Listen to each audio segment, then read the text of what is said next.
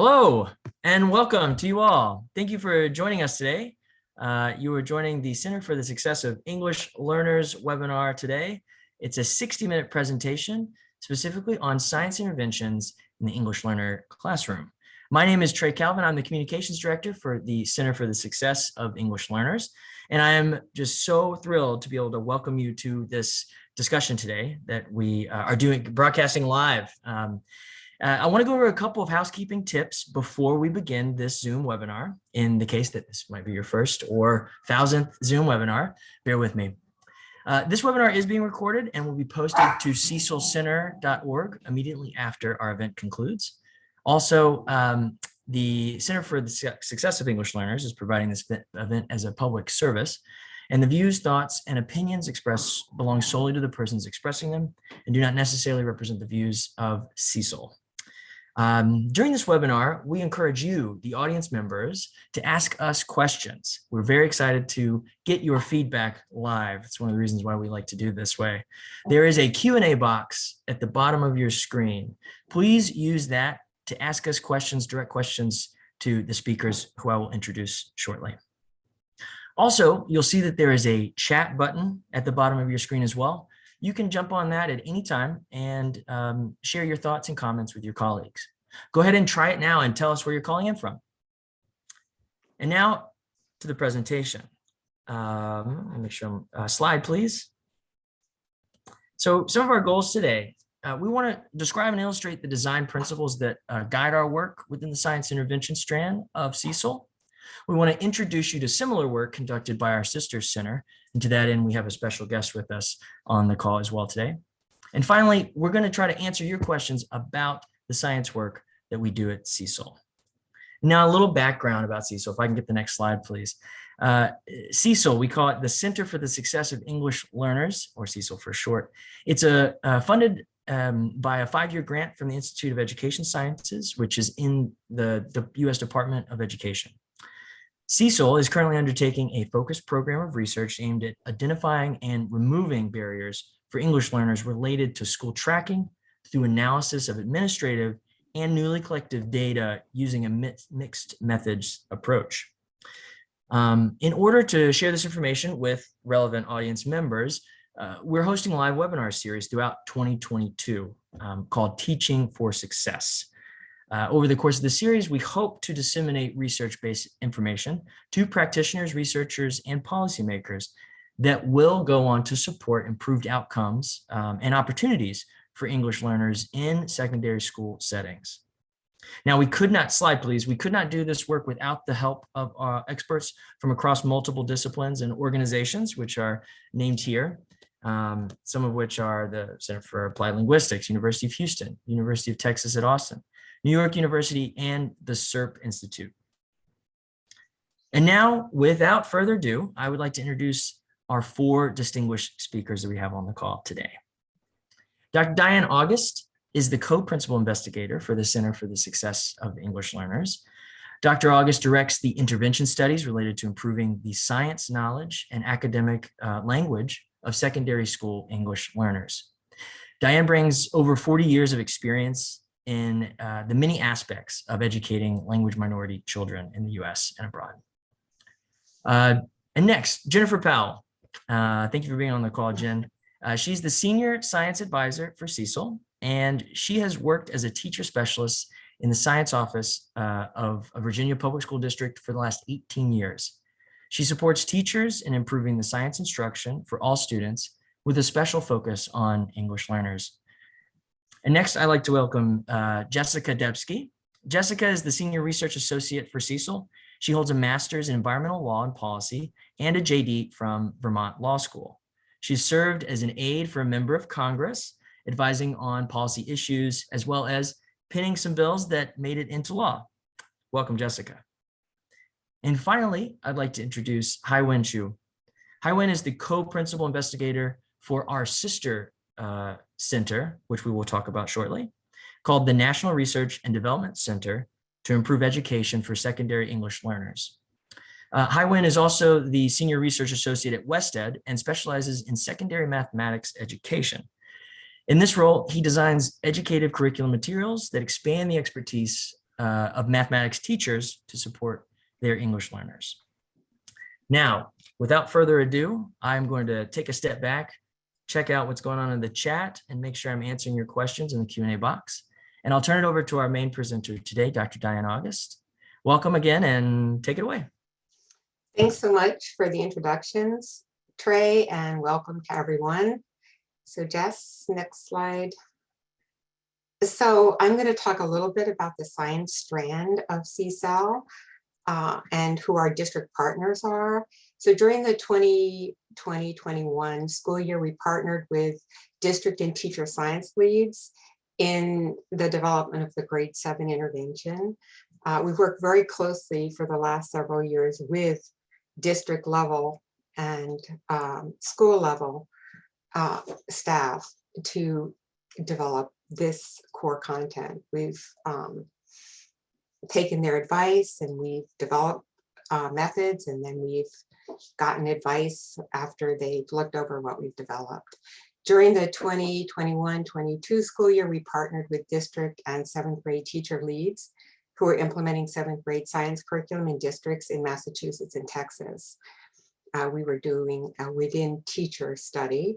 During the 2021-22 school year, we also partnered with grade 9 science leads in the development of the 9th grade CSAL science curriculum. So in terms of the science strand, we're working both at the 7th and the 9th grade level. And in subsequent years, we're going to add a district in New York as a partner and begin implementing CSAL at the 9th grade as well as the 7th grade levels. So just a sense of the districts we're working in, the states we're working in. Just a little bit about the research design. So over the course of these 5 years, we're conducting 2 science within teacher studies where each teacher's sections are assigned to either the treatment condition, which is our CSAL science, or a control condition. And the control condition is business as usual, the curriculum that teachers generally use to teach science. For the 3rd study, schools will be, rather than teacher sections, will be assigned to treatment or control conditions. Just a little bit about our core content, our curriculum. So we're going to focus on the 7th grade intervention during this presentation. In the treatment condition for grade 7, we developed 3 science replacement curriculum units that teachers used instead of the district or teacher developed curriculum that they had in place. And as I said, we're going to focus on the 7th grade science work. So we were very careful in developing these science units to work very closely with the districts in Texas and Massachusetts to make sure that the units were aligned with the district scope and sequence, that address the same standards as the district units were. And the units we developed, the 3 units, consisted of about 10 to 12 weeks of curriculum. So basically, we were replacing a quarter of the curriculum in each of these districts. And the materials we developed for grade 7 were focused on biology and life sciences. So just a little bit of an overview about the curricular units. In terms of measures, the students are assessed on curriculum-based science and English language arts measures prior to and following each intervention unit. So we're really interested in how well these students are doing in learning both science and English language arts. Teachers were observed for fidelity of instruction, and teachers are surveyed at the end of each unit at the end of the intervention about the CSAL science methods and resources. And that's been very helpful feedback. We provided professional development. It was remote. And we provided this professional development prior to and during the implementation of each unit.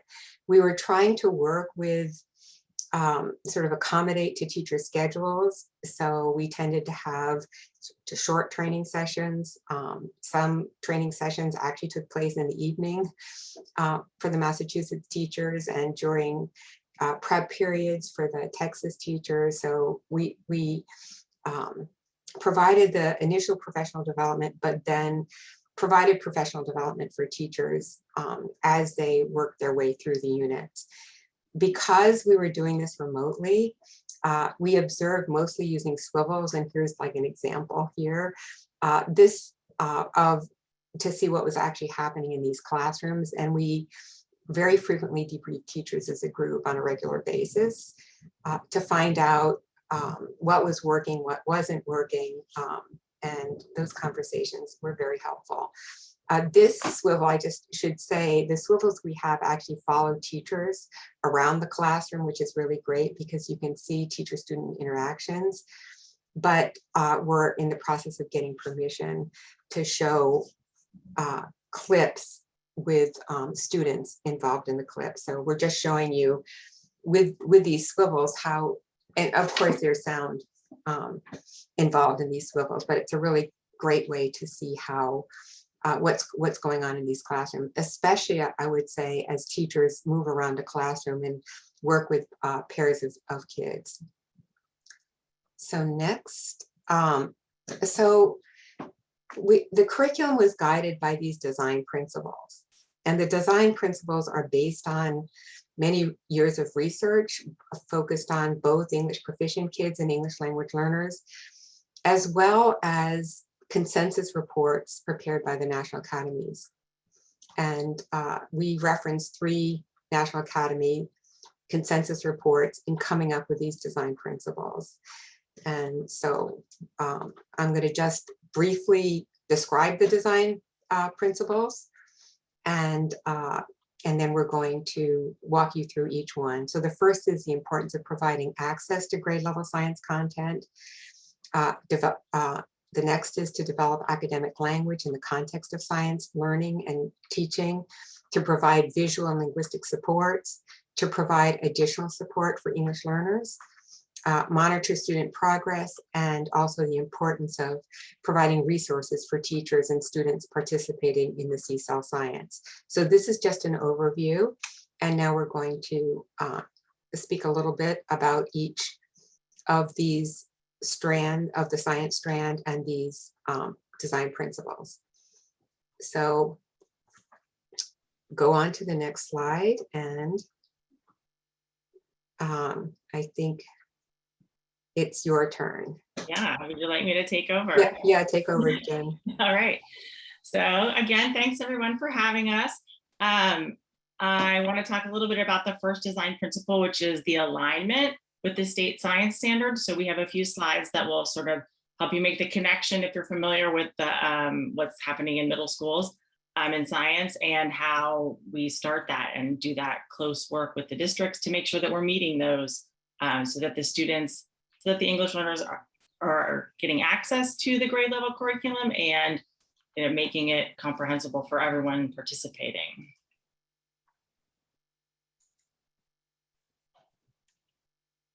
So as we align with both individual state standards and some of the, all the parts really of the next generation science standards, we are focusing on core ideas that are associated with those state science standards.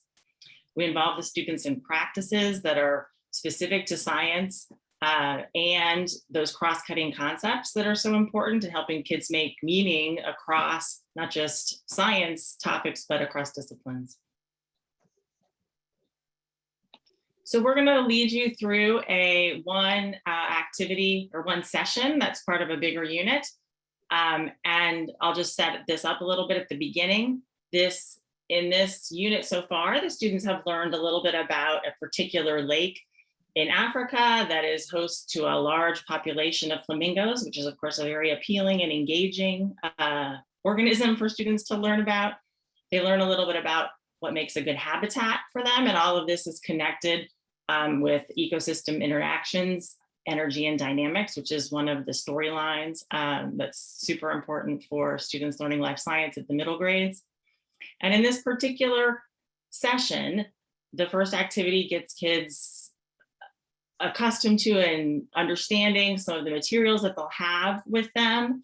And what they're doing is looking at salt solutions. The habitat that the flamingos live in is like an estuary where the fresh water meets salt water, and that has some very specific ramifications for what lives there and when and how that mixture works, which they have learned about a little bit and we'll learn more about after the activity and during the activity. So they're learning about how the saturated salt solution might pose a threat, particularly to the young flamingos. So they get to sort of see in this first activity what a saturated solution looks like, so they have some context. And then we go on to what this might mean for the flamingos there. So the teacher has an investigation question. The students plan an investigation, and they work together about how it might affect the buildup on the legs of the flamingos. It's sort of something that you might not have heard about. So it's actually kind of interesting, and usually students don't know about this, and many adults don't either, but it's quite fascinating. The salt water can build up on the legs of the adult flamingos, but the fresh water coming through the river system can, sort of dilute it or wash it off, so it's not an issue. But it can be an issue if there's a difference in the amount of fresh water that's coming through. So the students are sort of investigating, how that happens and what might happen. So there's some teacher modeling as the students write a hypothesis using the if-then format, which many students need to learn. Then they're asked to write a procedure, and there's a practice activity where the students practice doing something that they already know how to do, which in this case, it's a pretty typical science activity, writing a procedure for making a peanut butter jelly sandwich. And so they get an idea of how specific they need to be, and then they work with a partner to write out the steps of that procedure to test the hypothesis that they had come up with. Then the students do the activity. They write down their observations, they write or sketch or both. They describe the results of what happened. Then they're writing their conclusion, right? Was my hypothesis supported or not supported? What happened? Why is it important? And there's some structures in place to support students thinking in those as well. Right, so I think now we're on to design principle 2, Diane. Yes, so that's me. Thanks so much, Jen. So let's talk about design, the second design principle, which is the importance of, in the context of teaching science, foregrounding science content, developing academic language in English learners and frankly, all the students in these classrooms. The classrooms we're working in are not classrooms that solely consist of English learners. They're classrooms that include English learners at all different levels of proficiency, as well as English proficient students. So one of the things we've tried hard to do is to develop curricular materials that work for all these groups of students concurrently. And you'll see how we do this as we move on. So again, from the research and the National Academies of Science, Engineering and Medicine consensus reports, just the importance of language and literacy development in science classrooms, because doing this provides necessary and crucial access to the forms of language necessary for academic achievement and for attaining proficiency in English. So again, we focus on the science, but we're very strategic about, in the context of teaching science, developing students' academic language. So there are different ways that we go about developing students' academic language. We explicitly teach general and discipline-specific academic language. We provide opportunities for shared reading of scientific texts for specific and motivated purposes. And we engage students in structured whole group, small group, and partner learning and discussion that promotes language development. So we're going to talk a little bit more about each of these methods. So again, we work at the word and phrase level, as well as the connected discourse level. I'm going to start talking about what we do at the word and phrase level. So to develop general and discipline-specific vocabulary, we have these picture cards that preview key vocabulary. We realize that these picture cards aren't really going to do everything that's needed to really develop kids' conceptual understanding of these concepts, but it's a preview for students. We do a lot of glossing in context and in the margins of text to clarify content. And we have glossaries for each unit. For these particular states, we actually have bilingual glossaries in 5 languages: Arabic, Albanian, Portuguese, Spanish, and Vietnamese. So we're going to show you some examples of the work we do at the word and phrase level. So we have these picture cards. And by the way, teachers are using slides to present this information. So students see these picture cards displayed on whiteboards and also on their computer screens if they're working digitally. So the picture cards include the target word in English and Spanish, an image or illustration, an example sentence we've written that uses the target word and related to the image, a definition in English and Spanish, partner talk question that really prompts students to use the word in a familiar context or context related to the core content they're learning. So let's go on. So here's just an example for the word inherited. So you see this picture of these puppies and probably the mother dog. We talk about examples of inherited traits in dogs or for length and color, which is pretty obvious from the picture. Yes, I'm looking at that, these comments here. Yeah, we'll make these slides available to you. Inherited means received through genetics from a parent or ancestor. So then we define the word in English, we define it in Spanish, and we do this partner talk where we ask students to name some traits that they have inherited from their parents. So again, really supporting kids previewing this vocabulary. But we also do things that are a little bit more unusual maybe. We've started glossing. Remember, we have these really mixed classrooms of students.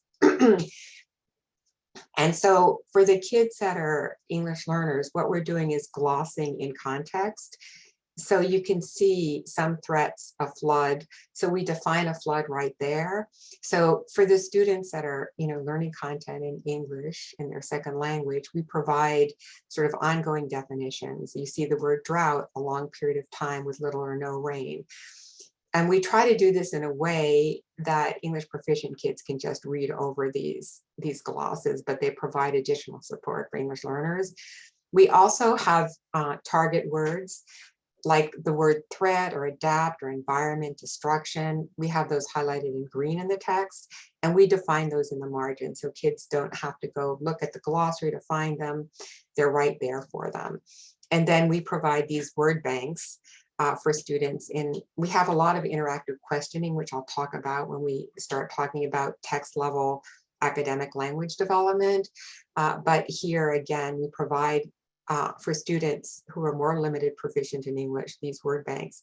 And I would have to say that this, I'm getting ahead of myself a little bit, but the same content is presented in the same way to all students, but to help ELs at entering and emerging levels of proficiency, we have we use sentence frames, and this is the most framed version of the core content. For most kids, we just have sentence starters, or for kids who are English proficient, we just ask the question. So teachers have 3 different types of student materials depending on students' levels of proficiency. So this is the most scaffolded version. And as I said, in these classrooms, there were many classrooms with ELs at entering and emerging levels of proficiency.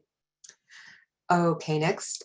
So here's just an example of a glossary. We have the word. We work really hard to come up with definitions that are comprehensible. We have an example sentence that we develop to further help kids understand what the meaning of the word is. And here's an example. As I said, we had glossaries in 5 languages. Here's an example of a glossary in English and Spanish. We also have an example from the text. Thank you. Okay, next. One of the things we discovered, we have exit tickets, and for the exit tickets, we're using items released from state assessments in Massachusetts, New York, and Texas.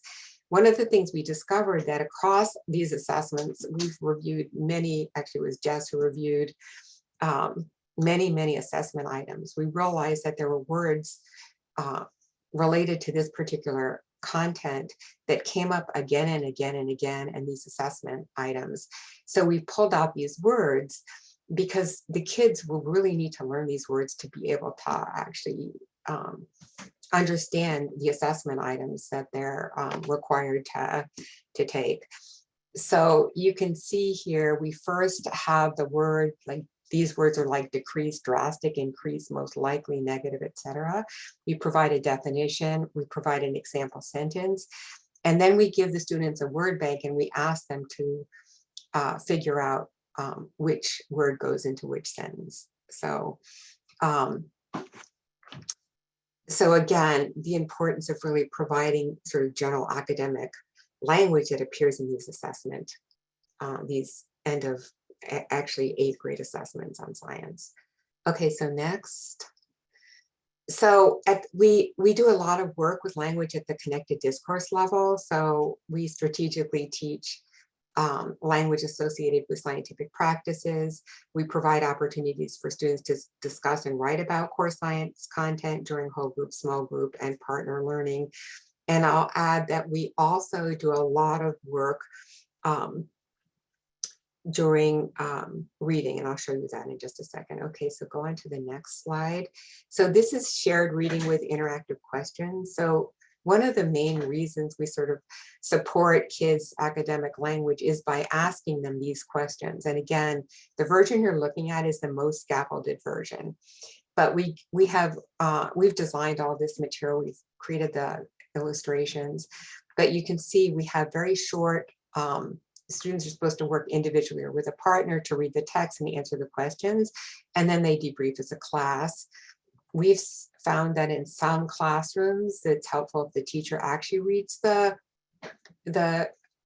text, because up to 50% of the kids in the class are not able to read text at Lexall, even at a 3rd or 4th grade level. So that's also an option where we have teachers reading the text, but then kids go back, work with each other and partners, read the text, look at the visuals, and answer these questions. And so again, we try to ask questions that by answering them, sort of lead kids to sort of the meaning of the passage. So what are beavers famous for? What do beavers use to cut down trees, etc.?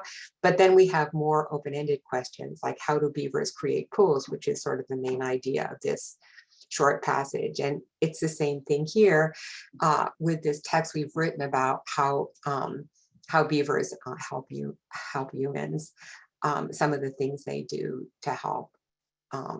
And again, if you look at this text, it's a little hard to see, but you can see that we are glossing in context here and that we're defining words in the margins as I explained before. So again, we have these very specific questions that help kids get to understand the content, but then we have questions that are a little bit more open-ended, like how does the ground act like a sponge, which is one of the main points of this, how beavers help humans passage. Okay, next. So we're also very concerned with helping kids acquire the language associated with scientific practices, and we do a lot of work with this. So again, you've seen what we do at the word phrase level, what we do sort of at the passage level in terms of shared reading, and now we're talking about language associated with scientific practices. And in this activity, we're helping kids learn about how to argue from evidence. So first we have to explain what claims are, what evidence is, what reasoning is. And the teacher sort of directs this lesson and defines these words, defines what a claim is, what evidence is, what reasoning is. And then we model so that they really understand what we're talking about. So the claim, bicyclists should wear helmets because they prevent brain injuries. So we do it in a context that helps kids understand what claims, evidence, and reasoning are. So that's the first sort of teaching kids what these terms mean. And then in the second activity, students read a short passage and identify the claim, evidence, and reasoning. But first we model. So we give this example, we have them read a short passage, and then we ask them which sentences state the claim, which sentences or sentence provide evidence, and which sentence or sentence provide reasoning. So we model that. We do a lot of modeling for these students. And then it's their turn to read a passage and tell us which sentences or sentence state the claim, etc. So we do a lot of modeling. We define what we're talking about. we provide an example, and then we have the kids engage in an activity. Okay, next. In the final session of the unit, then, I mean, there's a point to this, right? Because they have to apply it to science. The students synthesize what they've learned throughout the unit and write an argument from evidence. So students address whether or not a soda ash factory should be built at Lake Natron. And before they get here, just a little context, they've learned about the harm that this soda ash factory causes to Lake Natron, and especially for these flamingos that used to live there. And then they read a passage provided by an advocate for not building another soda ash factory. And they then also read an argument from someone who thinks it's important to build a soda ash factory at Lake Natron because it's economically enticing. So again, they've sort of seen the damage that this soda ash factory has done at another lake. They read arguments about pros and cons of building a soda ash factory at Lake Natron, and then they have to write their own, after a discussion, you know, they write an argument. So you can see here, we provide an example. They're writing an argument with their team. They do this with a team. They have to state a claim, provide reasons, examples, and evidence. And then, you know, if the teacher wants, they can turn this into a debate.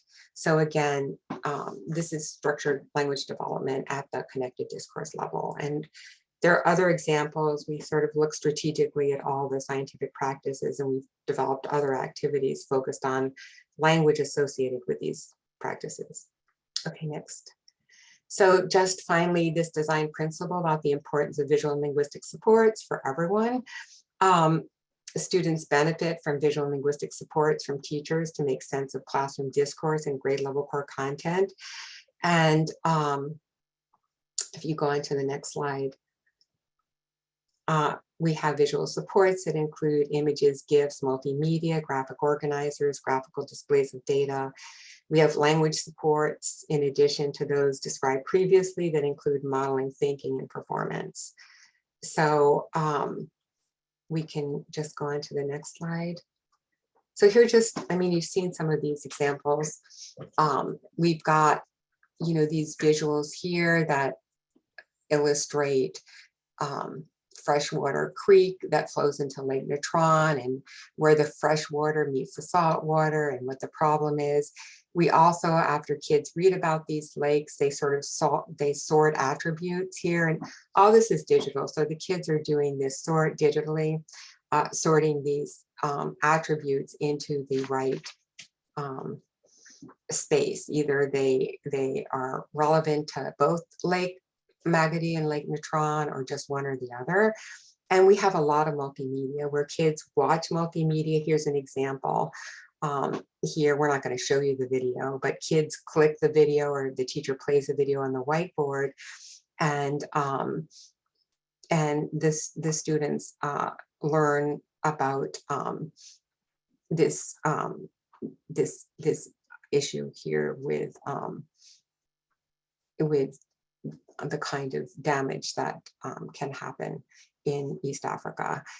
This particular person is helping to build schools and conservation projects, and he made this video to share information about Lake Magadi and Lake Natron. So again, it was a video to sort of make people aware of what's happening at those two particular lakes.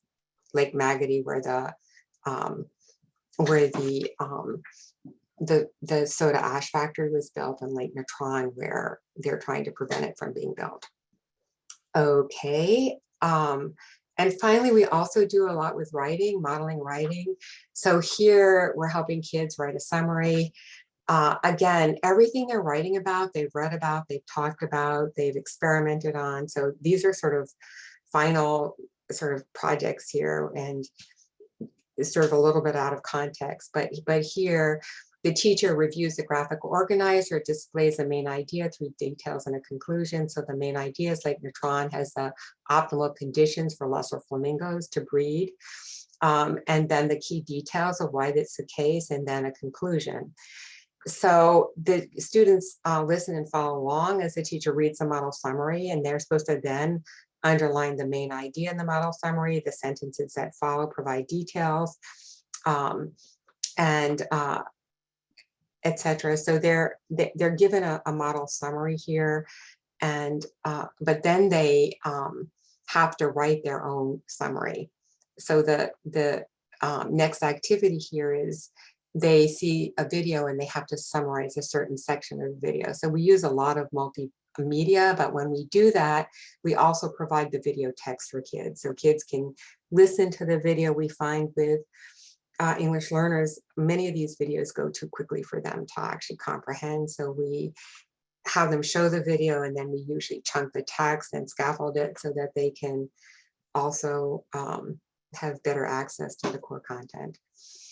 And so here we have the video text, and the directions are they're supposed to work individually with a partner to complete the graphic organizer based on this particular video text. So what is the main idea here? And then what are the details? You can see this is a scaffolded version. So we help kids with these sentence starters. And then we ask them to write a conclusion.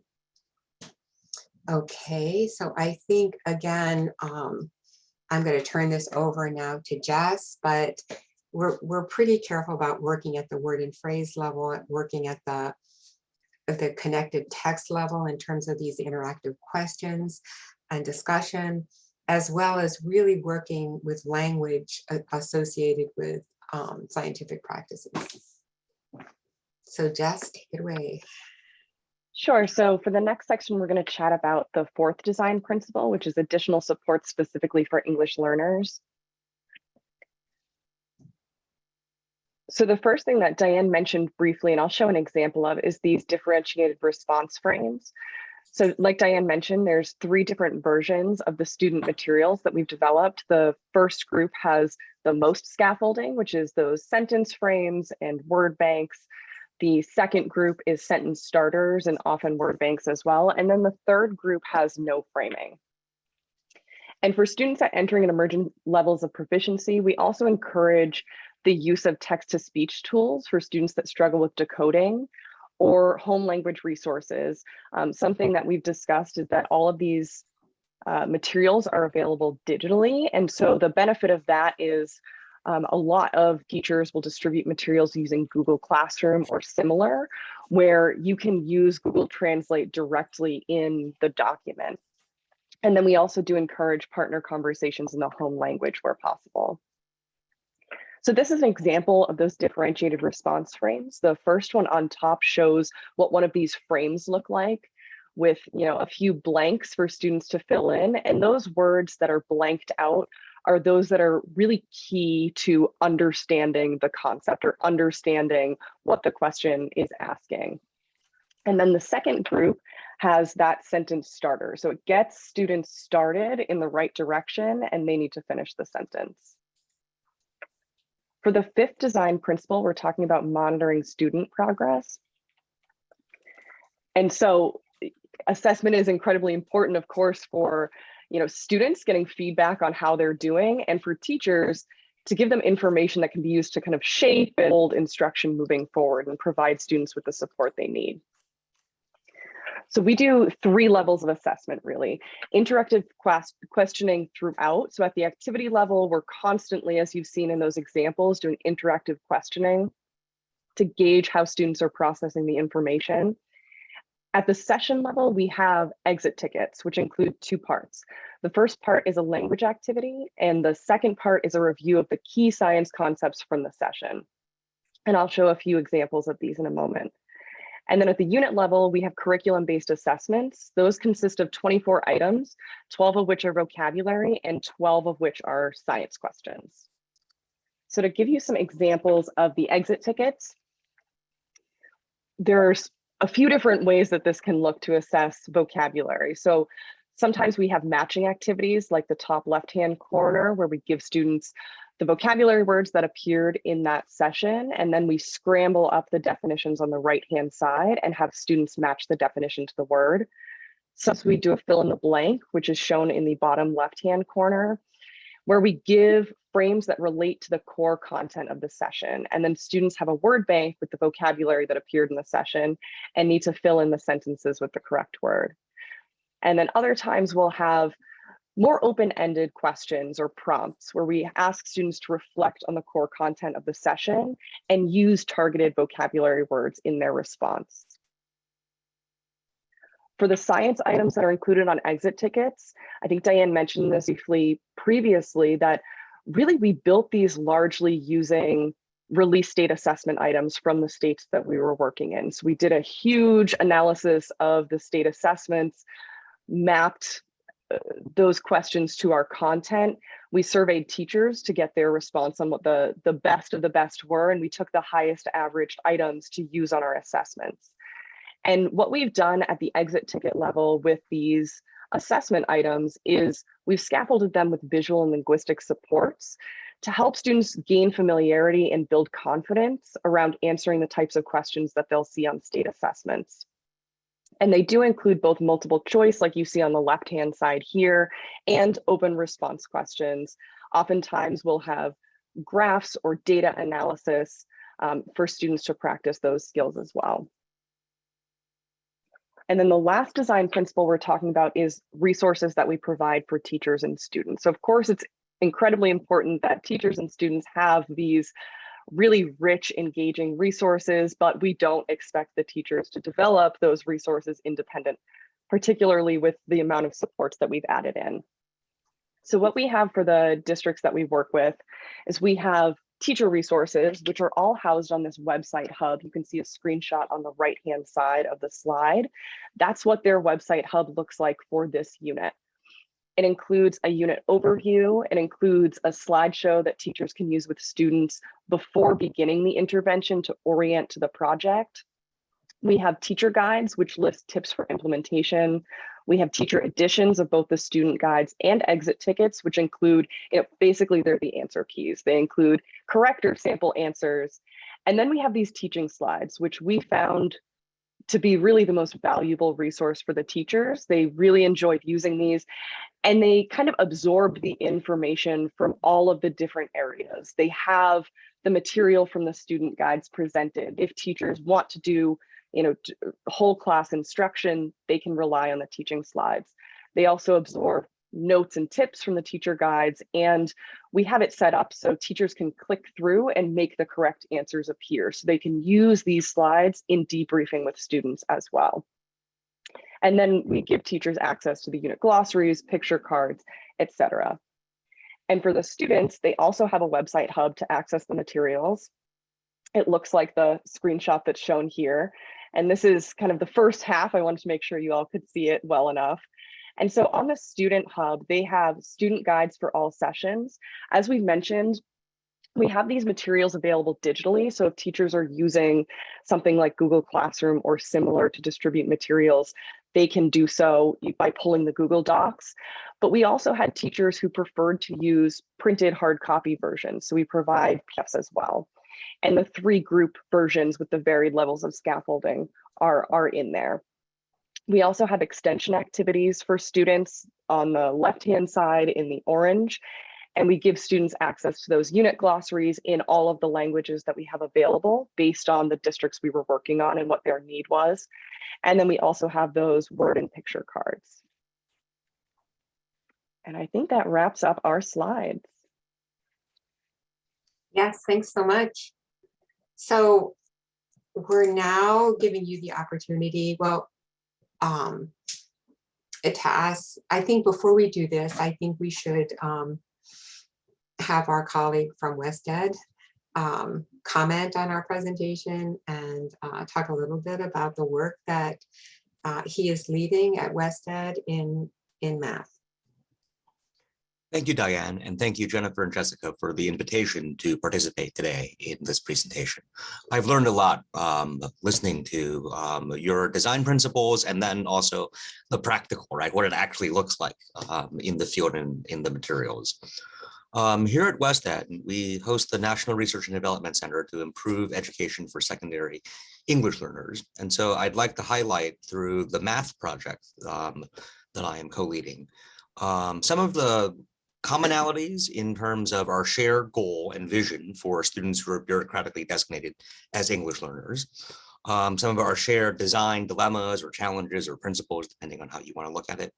And then maybe highlight a couple of differences in approach that I think could be very interesting when we compare notes a few years down the road. So in terms of the common goal, I think we all share here a fierce commitment to realizing the promise of those students who are bureaucratically designated by systems as English learners to realize their immense potential in mathematics and science and social studies and in English language arts.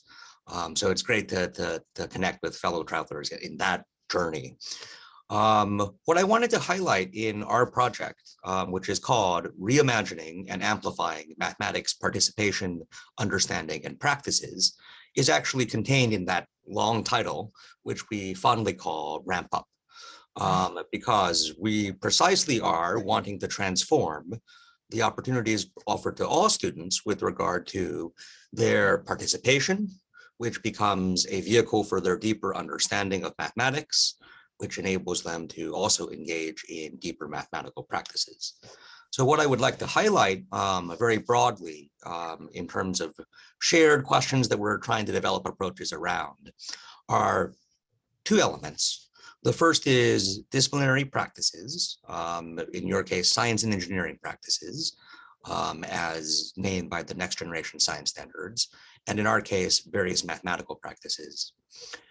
And then the second idea, which is closely related, is how do we offer scaffolding in the sense of the just right supports that balance high challenge with high support for students in just the right ways that let them do most of the heavy lifting and most of the work. And so very briefly, what I'll say is in our journey in developing these materials, what's been very interesting is we have found practices, we haven't discovered them, but we have found that there are practices that were not named in the standards. So for instance, related to broader ideas, we've had to go and actually take a step back and really understand what does it mean to describe something in ways that are mathematically productive and mathematically useful? And how do we offer students choices of what they can do and what they can say in interaction with others? And so that idea, right, that you mentioned with regard to arguments would be a great discussion to have as well, because argument in mathematics actually feels very different from argument in science because we are the most unempirical of the sciences. And so that question of how do we support English learners in engaging in those practices is an interesting question. The second topic is what you've mentioned in terms of having 3 levels of intensity for scaffolding. And I think we share that same commitment to wanting to vary the intensity of scaffolding with the purpose of having students do as much of the work as possible. I think where our approaches may differ somewhat is we tend to have the same materials for all students. And what we try to vary in our guidance for teachers and the educative materials that we've created is we try to have the teachers select the different formats, structures, and offered language to support student interaction around a particular task that is held in common. And that, of course, is closely related to this question of practices, because the idea is with scaffolding, right, we want students to do as much of the work as possible as they engage in those practices in ways that over time become less and less scripted and become greater reflections of their autonomy. So those are just 2 of the connections that I see in terms of our common goal and common design dilemmas or design questions. And I look forward to hearing more about how your work unfolds over time and the connections that we will no doubt uncover as we continue to explore the space together.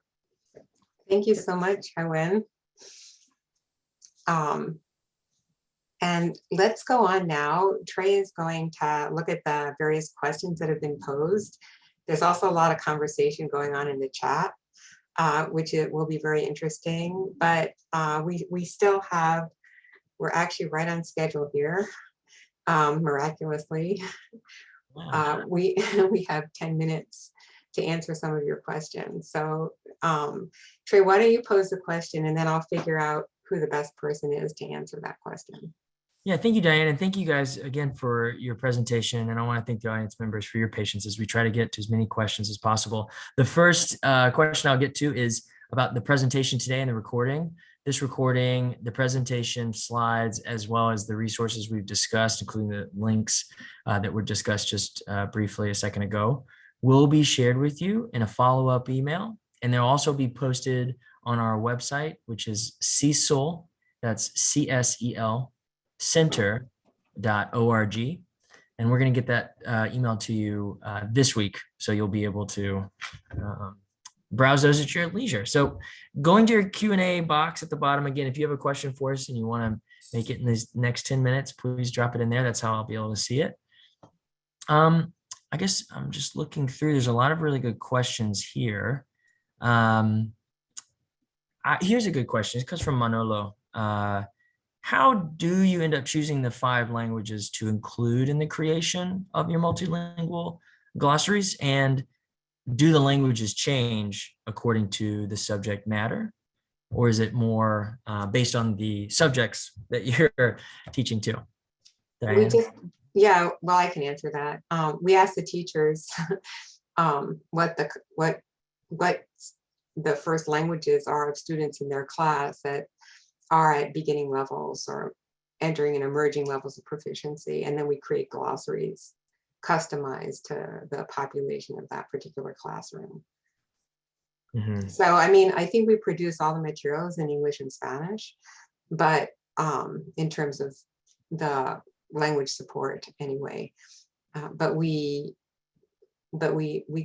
query teachers. Thank you for that answer. Here's another one that is along that same vein. It's more about the content and the writing of it. The question is, it's very specific. Who is responsible for the choice of the content? And the example that you give was about the flamingos. Another part I saw was about beneficial beavers. Was it the educators, or was it part of the research team? So, you know, we should talk a little bit about the CERP materials. We started out with materials developed by CERP, which was, you know, they had developed really wonderful science materials for students, not necessarily for English learners. So we started with their core content, and then we worked with that for the 7th grade. Mm-hmm. For 9th grade, it's a little complicated. We're working in like 3 states. And so we're trying to create curriculum that will work in 3 states for more or less sort of the same length of time and is connected. So we try to look for overlap. Jen, do you want to say something briefly about that? Because you've done those tables just in terms of content. Yeah, sure. So we're trying to look, as Diane just mentioned, for topics that have similarity within the state standards that we're looking at for the states who do not use NGSS. And of course, the states that do use NGSS, even between states that use it, they often have their own, you know, they've made a few adjustments here and there. So we're sort of looking for a cohesive chunk of content that is usually taught together, just so it's easier in the implementation end, that will go in all the right places and at the same grade level too, because that can be tricky as well. So. Yeah, so, you know, we're aligned with standards in 3 states, and as Jen said, we're trying to create a curriculum that will more or less work, right, in each of these particular contexts. We also try, you know, Jess, do you want to talk a little bit about how we try to include material that's relevant to particular states? Because we've done that also. Sure. Yeah. So for example, with the unit we've been talking about during this webinar, the environmental impact unit, one example is that in Massachusetts, they adopted and then adapted the NGSS. And so when they did that, they actually added an additional standard, and the additional standard talks about changes to the environment that can lead to changes in the resources available to humans.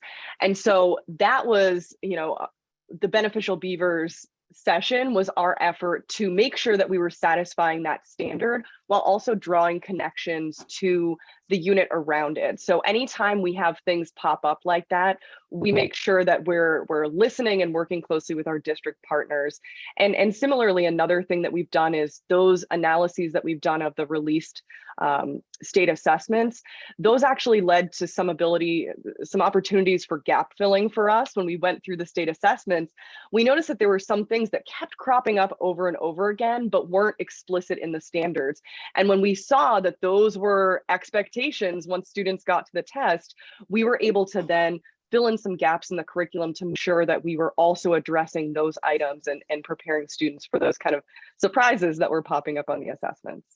Yeah, I also have to say we work really closely with teachers, lead teachers. So in this developing the 7th grade materials, we work with district leads in Texas and teacher leads, and we sort of give them draft things to look at, and then they respond and tell us, well, this really aligns with our scope and sequence.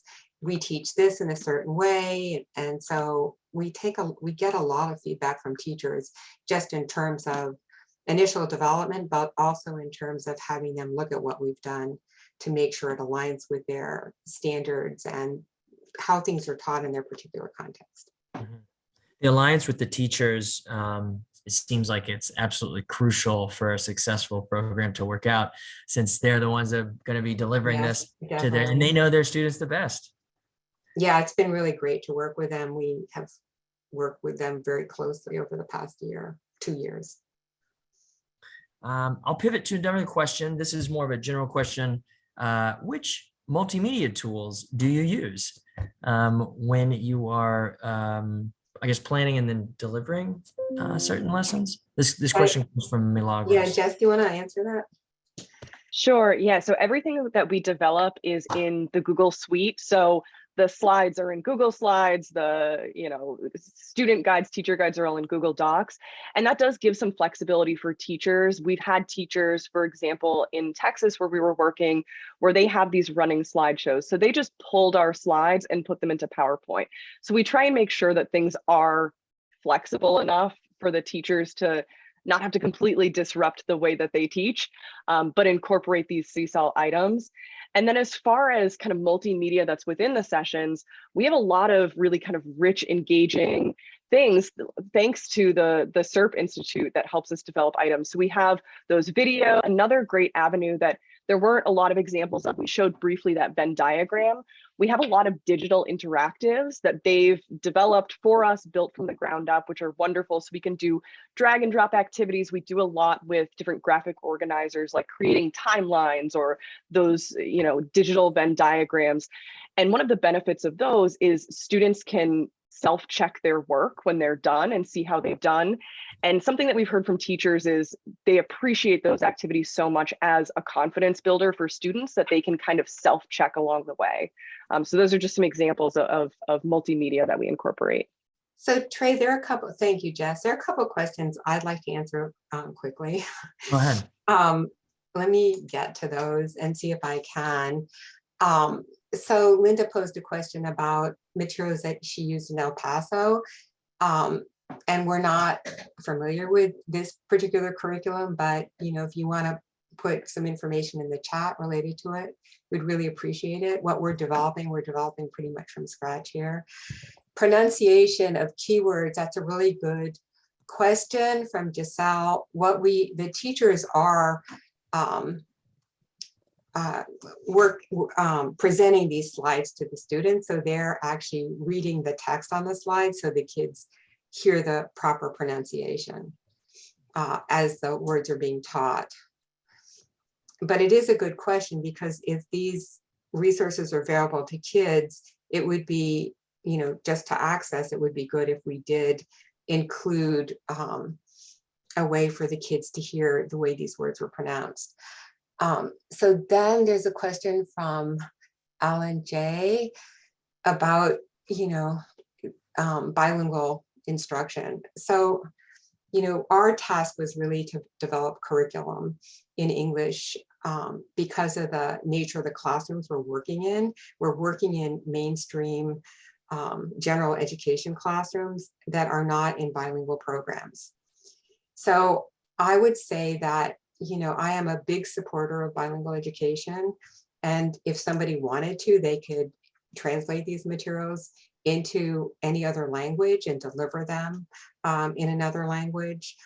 But in this case, we're really just trying to provide native language support in an English language context. And the way we're currently doing that, because many of the teachers that we're working with are not Spanish speakers or don't speak the native language of the students in their class, or their classes are a mix of different first language backgrounds. We have these bilingual glossaries. We also encourage the students to use Google Translate. And we also encourage for students that are more limited proficient that the teachers partner the kids, English learner that's less proficient in English with a bilingual student who's proficient in English and the home language of that first student, and that they work in Spanish or work in their first language, but with the goal then of having the students sort of report out in English. So again, we try to provide as much support we can in the native language. Teaching adults. I'm not sure how I might answer that question. For those of you who want to stay on, I'd have to think about that. Address languages with no written content. That's a challenge. Right now, we're just trying to address sort of first languages of the students that happen to be in the classrooms we're working in. And so students have options. This is a question from Sharon. They have they can write, we have materials in PDF form where the kids can actually write with pencil and paper, or they can write digitally. I'm tending to want the kids to write with paper and pencil, but that may just be me. So I think I've tried to answer quickly some of the other questions that you all had. That was great. Yeah, thank you so much for staying on with us for the extra 2 minutes.